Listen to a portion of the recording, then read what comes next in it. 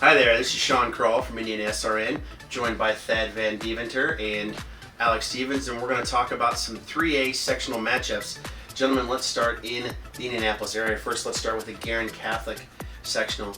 Tough sectional, Addicts, you've got Brebeuf Jesuit, you've got Guerin Catholic, you've got all these local schools. Tough draw initially, with the first game out being Addicts versus Brebeuf Jesuit, two highly ranked teams. Yeah, I mean, when you look at it on paper, those would probably be the first two teams you would predict to be in the sectional championship game. They get each other night number one, so I like Addicts. I mean, obviously they were the state champion last year in 3A. A little bit of a struggle right now, but they've got the most talent. Somebody else to consider too, Alec, is Ritter. Yeah, Ritter plays tough. There's no doubt about that.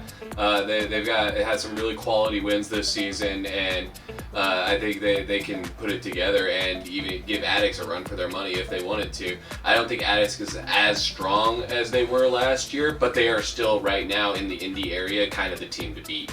Ritter, Indiana Crossroads Conference co-champion, along with Beech Grove, which is the other sectional we're going to talk about. Tough schedule, loaded sectional. You've got Beech Grove ranked 13th. You've got Tri-West ranked 2nd, I believe. Danville's in the top 10. Beech Grove got a really great draw. Tri-West and Danville battle it out in the bottom. Manual's up there at the top too. Could be very interesting. The most surprising thing in this section was the success that Manuel's had this year after losing Kavasi McCauley from last year, one of the top scorers in the state. I really like Beech Grove. I know you like Beech Grove calling their games this year, but they've got kind of the total package, and I think it helps them a lot that Tri-West and Danville have to bang against each other before they get there, and it's at home for Beech Grove. I mean, we talked about it earlier. Beech Grove beat Newcastle at home, which is the number one 3A team right now, and I think that gives Beech Grove a tremendous advantage moving forward, especially having either Tri-West or Danville out of it by the time they see one of them.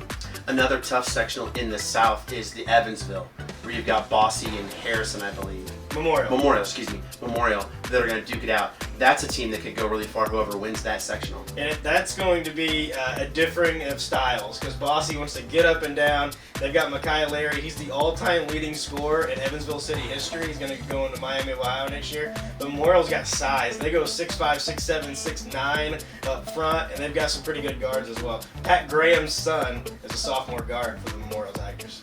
That's going to be tough. Alec, is there anybody in the North that can beat Newcastle? I'd say if there's only anyone who's going to hold a candle to them, it's going to be Culver Academy. Culver Academy has come a long way, and they've put together a solid program, got some quality wins this season. So I think you never know if Newcastle comes out flat and they're not, and Culver is really geared up, then Newcastle could not be the sole team to come out of the North. All right, picks for 3A. Newcastle. Newcastle. I'm going to go homer pick Beech Grove.